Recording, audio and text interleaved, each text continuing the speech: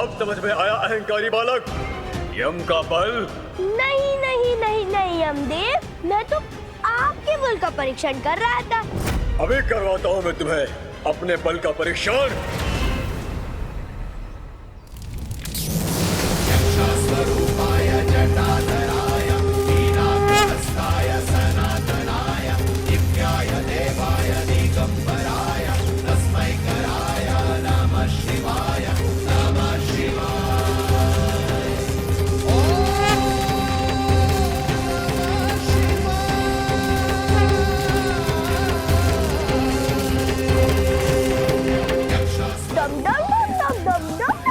बालक, तुम मुझे पराजित नहीं कर सकते। तुम्हारी भलाई इसी में है। मेरे मार्ग से हट जाओ और नचिकेता को मुझे ले जाने दो। यमदेव, यदि बात केवल युद्ध की होती तो मैं आपसे पराजित हो जाता, किंतु हम दोनों जिस बालक के लिए युद्ध कर रहे हैं वो निर्दोष है, इसलिए आज आपको पराजित होना ही होगा।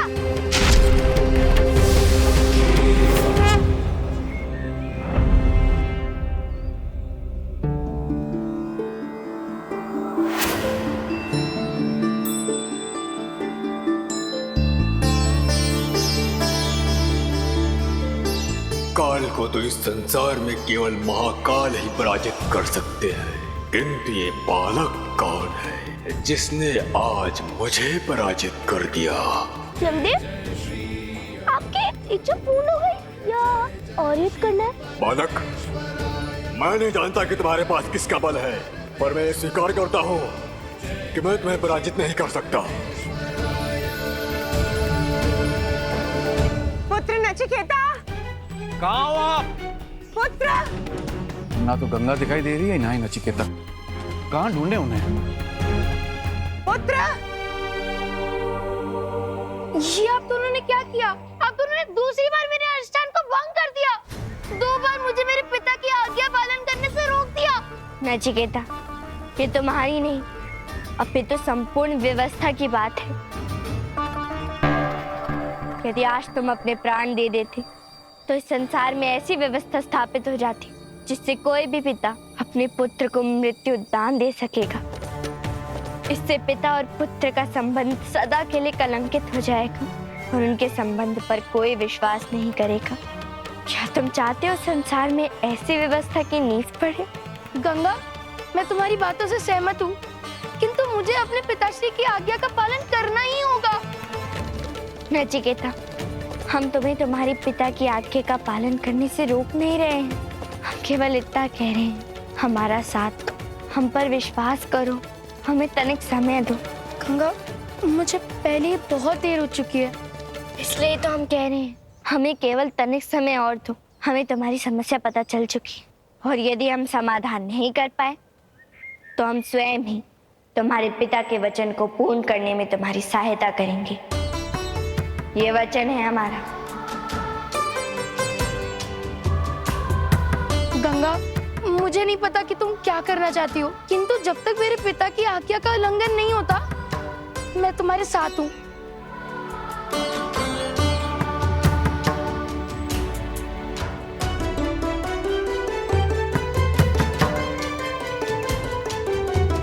पुत्री, आप सब ठीक तो है ना? हाँ माते। नचिकेता अभी के लिए मान गया है, किंतु हमारे पास अधिक समय नहीं है। हमें शीघ्र अतिशीघ्र ऋषि धनुवास्य के आश्रम में जाना होगा। तो ठीक है पुत्री, हम भी आपके साथ आएंगे। महारानी, आप नचिकेता को लेकर महल जाइए और उनका ध्यान रखिएगा। जी महाराज। आइए।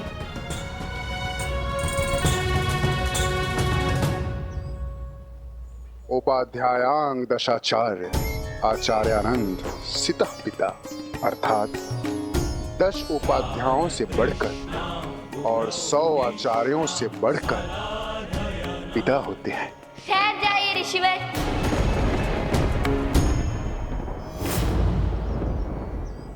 क्षमा कीजिए, किंतु आपको पिता पुत्र के संबंध और उनकी मर्यादा पर आपको एक शब्द भी कहने का अधिकार नहीं है। कौन हो तुम? कौन हो तुम जो ऋषि धनवास के सम्मुख इतना निडर होकर बोल रही हो? हम महाराज हिमवान की पुत्री गंगा है, और हम आपको इतना कहने आए हैं कि आप पिता कहलाने के योग्य नहीं, क्योंकि आप जानते ही नहीं पिता का धर्म क्या होता है। बस बालिके बस। तुम्हारा इतना दुस्साहस कि तुम ऋषि धनुवाश को ज्ञान दो। कदाचित तुम्हें ज्ञात नहीं है कि हमें ब्रह्मदेव से वरदान प्राप्त है कि हम जो भी कहेंगे वो फलित हो जाएगा। और यदि हमने तुम्हें श्राप दे दिया तो तुम पल भर में ही भस्म हो जाओगी। इतना क्रूर?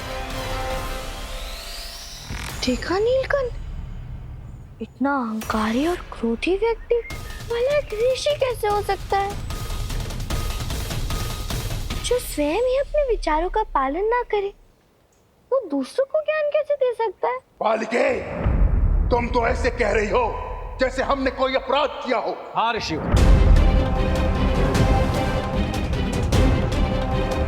आपने एक नहीं अनेकों अपराध किए हैं।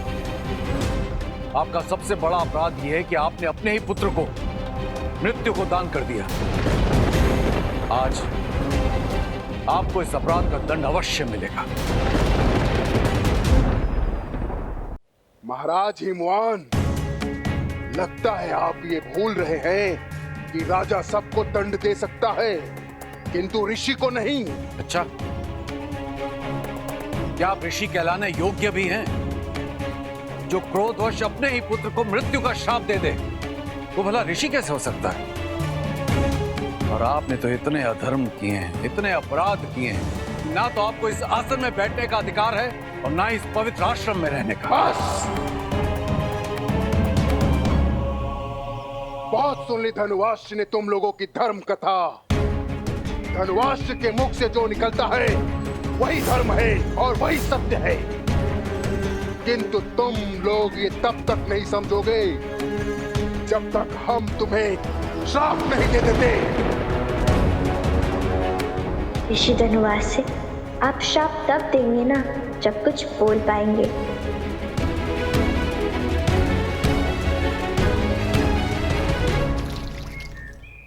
वाचाल हिमवान गंगवान। हे देवी सरस्वती, अब केवल आप ही ऋषि धनुवास्य के इस अधर्म को रोक सकती हैं, इसलिए हमारी सहायता कीजिए देवी, हमारी सहायता कीजिए।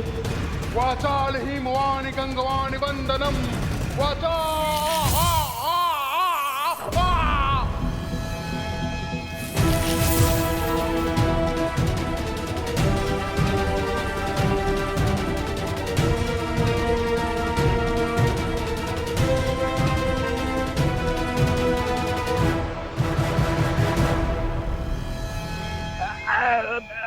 क्या हुआ ऋषि भाई, रुक क्यों गए?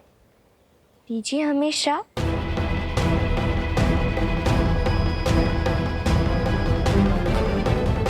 पिताश्री, यही उचित समय है राजधर्म का पालन करने का।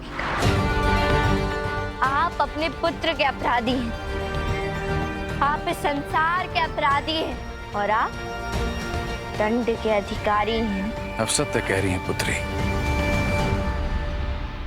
ऋषि को द्विज कहते हैं क्योंकि ज्ञान की प्राप्ति के पश्चात उनका पुनर्जन्म होता है। तो ऐसा प्रतीत होता है कि आपको अब तक ज्ञान प्राप्त नहीं हुआ, इसीलिए आप ऋषि कहलाने योग्य नहीं हैं। ऋषि कहलाने का आपको कोई अधिकार नहीं है। हम महाराज हिमवान अपने राज्य में न्याय और धर्म की स्थापना करते हुए आपको इस आश्रम के सभी पदों से निष्कासित करते हैं और अपने सैनिकों को आदेश देते हैं कि आपको इसी क्षण इस आश्रम से बाहर निकाल दें। सैनिकों,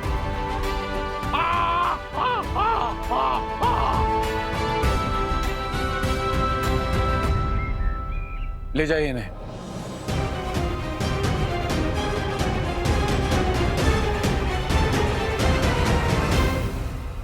गंगा, ऋषिवर को अपने ऋषि पद के कारण अपने अधर्मों का भान नहीं हो रहा था। वह अहंकार में अंधे हो गए थे, किंतु अब उन्हें आभास हो रहा है कि उन्होंने इस संसार में कितने अनर्थ किए हैं। हाँ नीलकंठ, यदि आवश्यक है, जब तक ऋषि धनुवास्य को उनकी भूल का आभास नहीं हो जाता, तब तक नचिकेता को न्याय नहीं मिल पाएगा।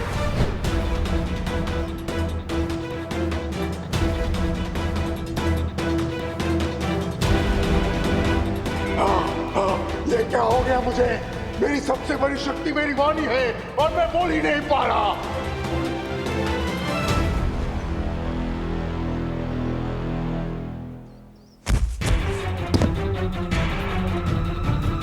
जल, मुझे जल चाहिए। हाँ, मुझे जल चाहिए। हाँ, हाँ, हाँ।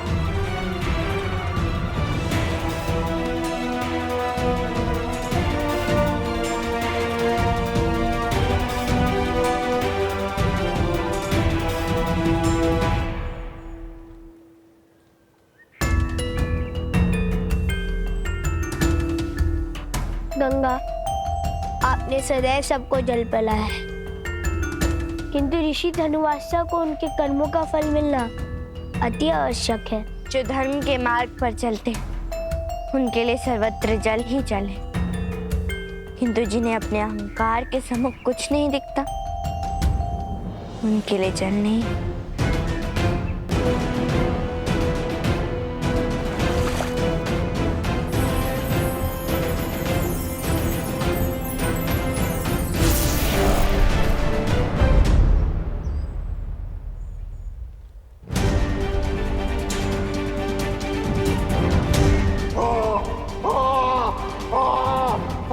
ये जल कहाँ गया?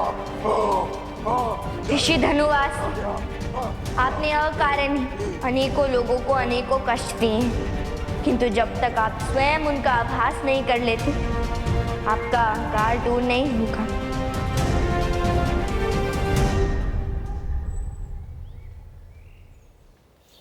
महाराज, गंगा और नीलकंठ कहाँ हैं? उन्होंने मुझे वचन दिया था कि वो मेरा पितृ ऋण पूर्ण करने में मेरी सहायता करेंगे। पुत्र, इस संसार में पितृधर्म के पालन की परंपरा इसीलिए चली आ रही है क्योंकि पिता पुत्र से अधिक अनुभवी होता है। उन्हें शास्त्रों का, इस संसार का अधिक ज्ञान होता है और इसीलिए उनके द्वारा लिया गया निर्णय अधिक उचित होता है। किंतु कभी कभी मनुष्य अपने अहंकार में अपने सामने किसी को देख ही नहीं पाता और वो समाज, धर्म और यहां तक कि अपने पुत्र को भी अपना शत्रु मान लेता है। ऐसे पिता की आज्ञा का पालन करने की कोई आवश्यकता नहीं होती है पुत्र, क्योंकि वो पितृधर्म नहीं होता। आपके लिए मेरे पिता मेरे शत्रु हो सकते हैं, किंतु मेरे लिए वो मेरे पिता ही है और किसी भी स्थिति में मुझे अपना पितृधर्म पूर्ण करना ही होगा। इसलिए मुझे केवल इतना बता दीजिए कि इस समय गंगा और नीलकंठ कहाँ है? पुत्र, गंगा आपके मनोभाव को समझती है। वो जानती है कि आप केवल वही करेंगे जो आपके पिता चाहते हैं, इसलिए वो आपके पिता के अहंकार को कम करने का प्रयास करने गई ताकि वो सचमुच में एक पिता की दृष्टि से आपको देख सके, एक पिता की करुणा, उनके प्रेम और महत्व को सही रूप में समझ सके।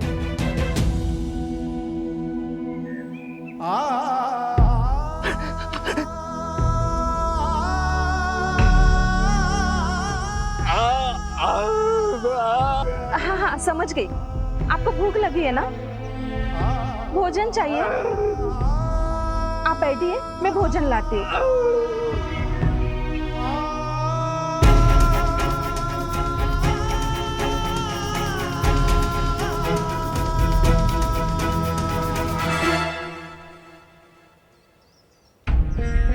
ऋषिवर, हम आपका कोई अहित नहीं करना चाहते, आपको दयनीय दिशा में देखना हमारे लिए अत्यंत कष्टप्रद है, किंतु कभी कभी सत्य का ज्ञान करने के लिए दंड आवश्यक हो जाता है और नचिकेता की रक्षा के लिए अब यही एक मार्ग है। इसलिए अब हम जो करने वाले हैं उसके लिए हमें क्षमा कीजिएगा ऋषि। आप इन्हें भोजन कराने जा रही हैं? हाँ पुत्री, लगता है बहुत दिनों से इन्होंने भोजन नहीं किया है। प्रतीत होता है आपको ज्ञात नहीं, ये ऋषि धनुवास से हैं। इनको क्रोध आता है तो ये अपने क्रोध में अंधे हो जाते हैं। यदि भोजन परोसने में आपसे कोई त्रुटि हो गई या स्वाद में कोई कमी रह गई तो आपको शाप दे देंगे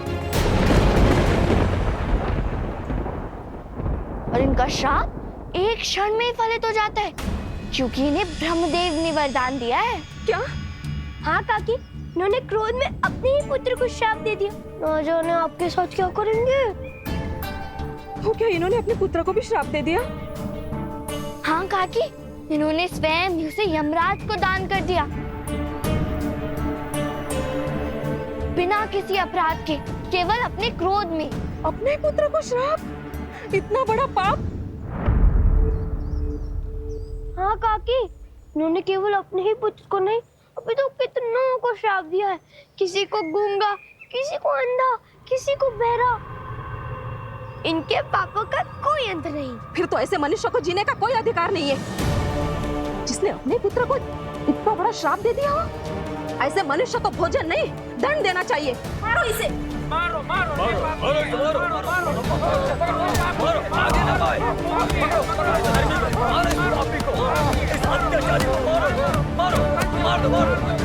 ऋषि धनुवास से जो कष्ट आप अपने शरीर पर भोग रहे हैं वो हम अपनी आत्मा पर भोग रहे हैं, क्योंकि एक ऋषि को इस प्रकार दंडित होते हुए देखने से बड़ा कष्ट और कोई नहीं हो सकता। किंतु यह आपके कर्मों का ही फल है और इस सृष्टि का एकमात्र सत्य है कि सभी को उनके कर्मों का फल भुगतना ही पड़ता है।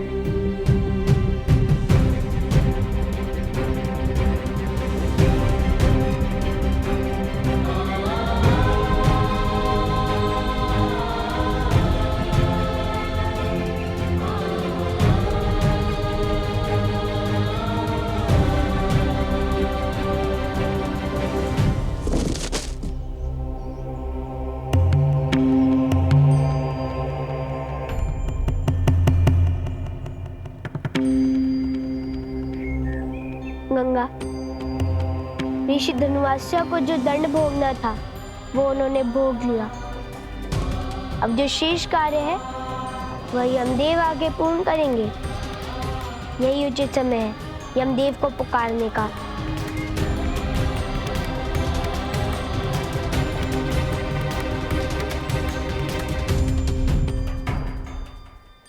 हे यमदेव, हमारी सहायता करें, हमें दर्शन दे।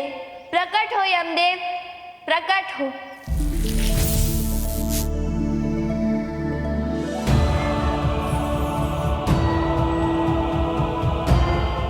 यमदेव, आपकी सहायता के बिना हम ऋषि धनुवास को उनकी भूल का आभास नहीं करवा सकते। अब यहाँ से आपको अपनी भूमिका निभानी होगी यमदेव।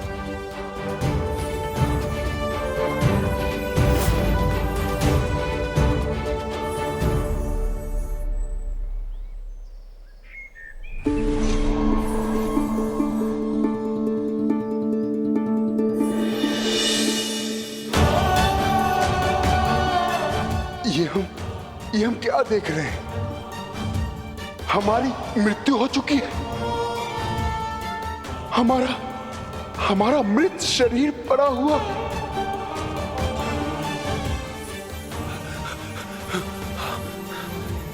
संसार में इससे बड़ा पापी कोई नहीं हो सकता। अच्छा हुआ जो ये मर गया।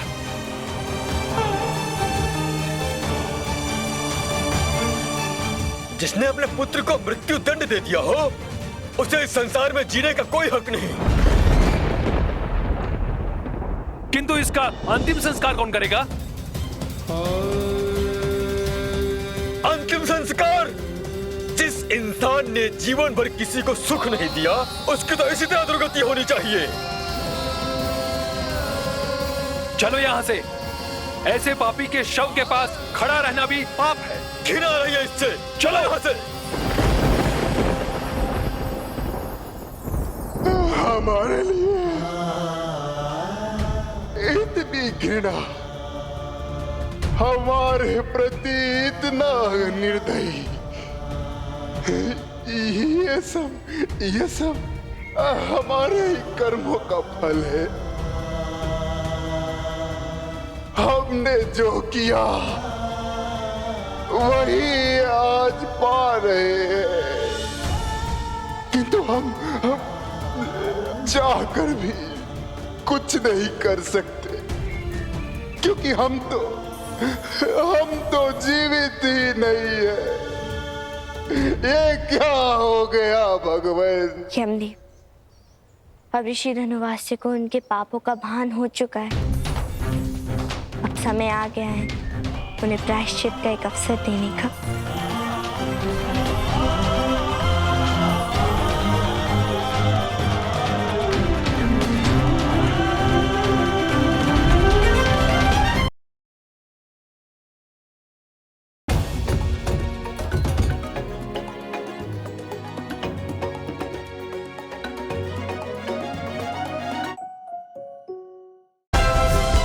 Like, share, subscribe and click on the bell icon to never miss an update from Ishara.